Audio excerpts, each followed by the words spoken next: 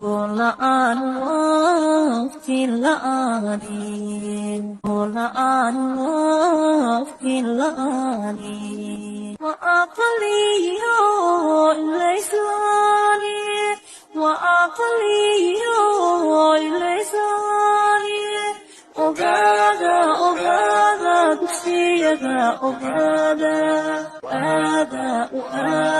walaalayaal ogaada dugsiyada ogaada walaalayaal ogaada oomanaaniyo abaare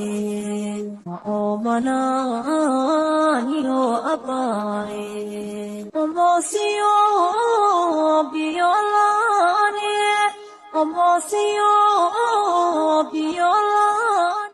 adduunyadu oo dhan way samaysaa wadamada waaweyn waxay sameeyaan in qofka dhalinyarada ilmaha in iskuullada lagu ogaado hanaankiisa oo lagu soo diyaariyo oo ardada maaragtay intay yaryar yihiin leh astaamaha gaarka ah ee adeegista bulshada iyo hogaaminta in meel la iskugu geeyo waxbarasho dheeraada la siiyo loo diyaariyo hogaamiyaashii mustaqbalka ee dalkan inay Puntland gaadhay aad iyo aad baan ugu bogaadinayaa hay'adda Save the Children halkan fadhida iyo macallimiinta iskuulada ee ardadan soo xulay iyo ardada halkan fadhidaba waa runtii waa tallaabo muhiim ah waa inuu baahnayn weeye waxbarashadu waa waxa ay dalkeenu ku horumari karo inay ardadaasi maanta ay baarlamaanka Puntland ay joogto baranaysana sida baarlamaanku u shaqeeyo iyo xaaladiisa wax badanna loo faahfaahiyay way maanta ogaadeen iyaduna waa tallaabo kale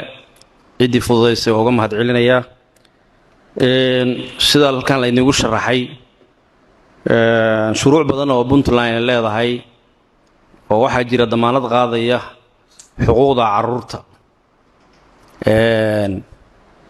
inaan maaragtay loo geysan tacadiyo inaan maaragtay la askarayn karin inaan shaqooyin wax u dhimaaya jir ahaan iyo caafimaad ahaan iyo waxbarashadooda midna inaan loo diri karin inay waxbarashadu tahay waajib inay kuwa dhallaanka ay xaq u leeyihiin naasnuujin shuruucdaasoo dhan Puntland waa ka diyaar in badan oo ka midana waa la dabaqay oo way shaqaysay inaad idinkuna wax badan ka ogaataan aad iyo aad baan maaragtay u bogaadinayaa caqabadaha jiro ee halkan laga sheegay insha allahu in badan oo ka mid ah waxaan rajaynaynaa inaynu horumar wada jira ka gaarno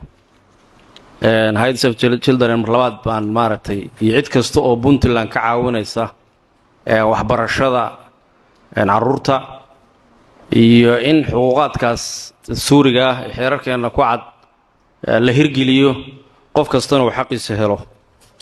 waa bogaadinaya